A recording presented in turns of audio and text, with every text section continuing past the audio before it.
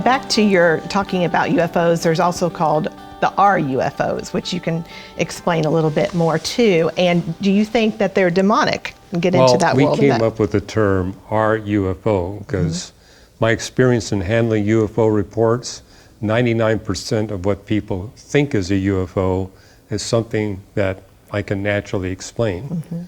Or it's secret military activity, or it's a hoax. We refer to the residual UFOs, that's RUFO, as the reports that don't fit into one of those three categories. And they're the category where you can see clear violations of the laws of physics. And yet you can tell from the person you're talking, they had a real experience. It's not always that they got to see a crash site, but clearly something has happened to them that's had a dramatic impact on their life. And it's always something that is deleterious, never beneficial. And so you see this common denominator where they've had the close encounters, there's a lot of fear involved. For sure. And talk about, you've had a few stories you told on my dad's program, but just give a story or two of that and how it's been in their life and what they've encountered. Well, the book we've written on this, Lights in the Sky and Little Green Men, it's different from other books on UFOs, and we say this is a testable scientific model, because our explanation for these residual UFOs is that it happens to people who are involved in the occult or trying to seek some supernatural power or supernatural knowledge, typically knowledge about the future. And people who seek that, they're coming into contact with what the Bible tells us are these fallen angels, these demons. And they're more than willing to give you power or secret information or knowledge about the future in return for you rejecting the truth.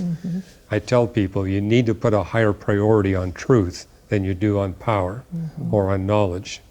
But that's how they get into it, and I basically say, here's how you can put our model to the test.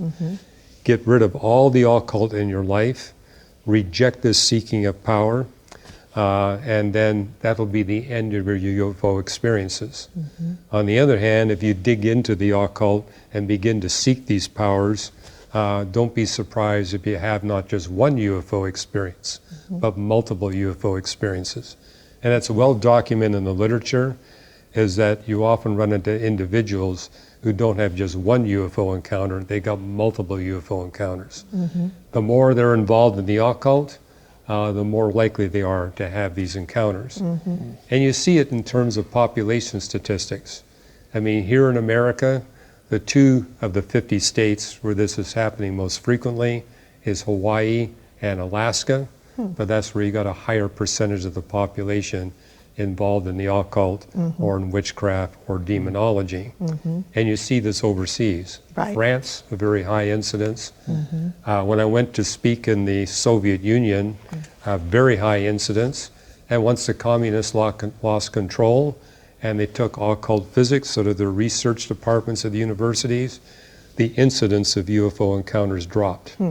So there seems to be the strong correlation between the degree of involvement in the occult and these UFO encounters.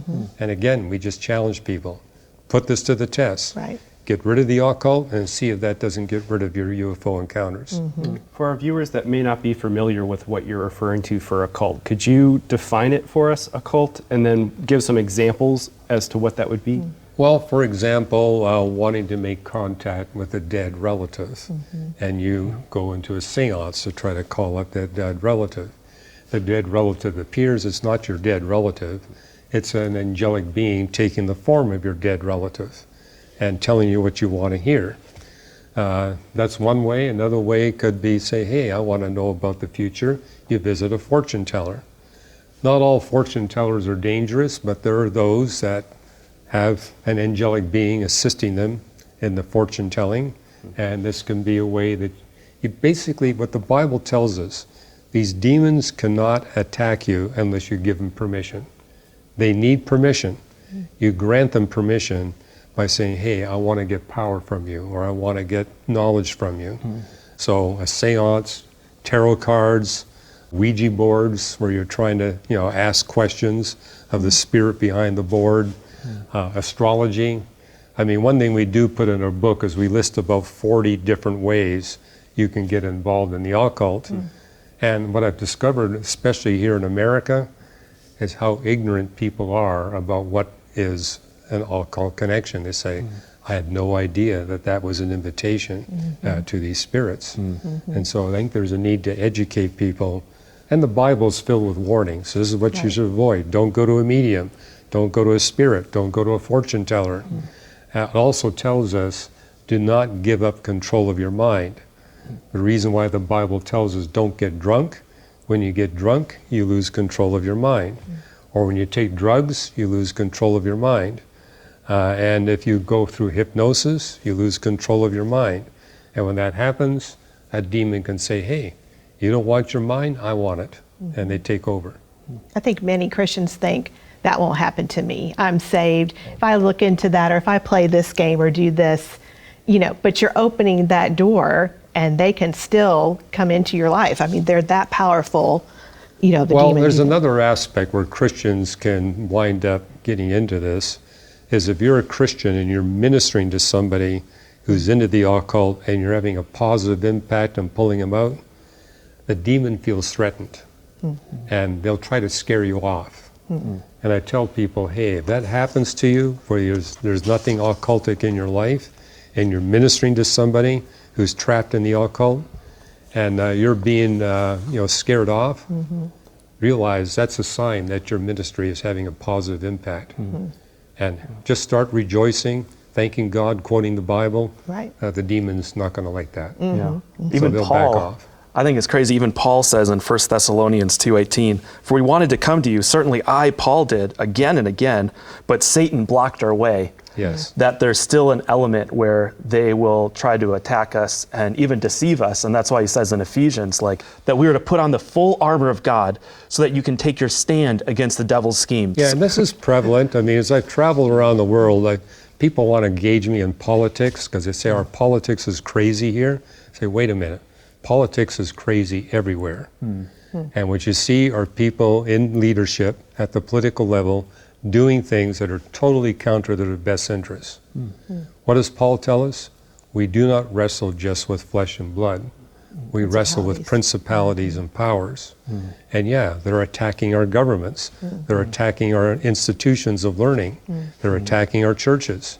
So when you see something totally irrational going on in your church, realize, hey, we don't just wrestle with flesh and blood, and we need to be aware of this and take the appropriate defensive measures. And along with that, I think, can we talk a little bit about angels, as well, and how I think a lot of people have that concept that they have wings and this sort of thing, but they're not. They can actually come and they're used as people.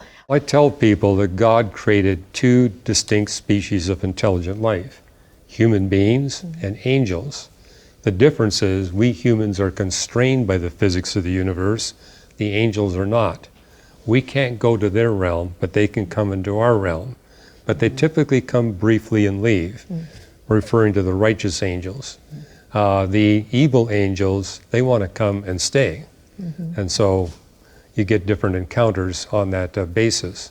And they can appear in whatever form they choose. So they can come as your dead grandfather, they can come as an animal, they can come as a leprechaun, they can come as a flying saucer. They have that capability. I know my grandmother, at church, she had a heart episode, and there was these people that came in and helped, and they had never seen these people, and they came, they knew exactly what to do, and then they left, and they were never seen again, so they're always around, and the stories, you just never know when you're entertaining angels unaware, like the Bible says. So, that's referring to the righteous angels, and Right. what we see in the book of Hebrews is that these angels are ministering spirits. Right. God will send them to assist us when we're in situations where we need that kind of supernatural help. But you're right, they typically appear, they take care of the emergency, and then they're gone. They're gone.